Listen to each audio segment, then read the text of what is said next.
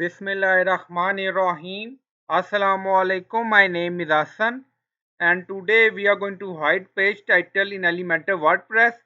Before starting work, it's my request, please subscribe my channel. Thank you. Now back to our work. Now on screen you see page title. So we are going to hide it. Now go to Elementor page. So this is our page and then you see setting icon or gear icon. Now you see setting, so click on it and then you see setting style advanced. So we are in general setting and then scroll down, you see hide title. Now yes, now you see title is hide and then click on update. Now update done. So we enable option yes. Now go to website page and refresh the page. Now you see page title is hide by enable option in setting in Elementor WordPress.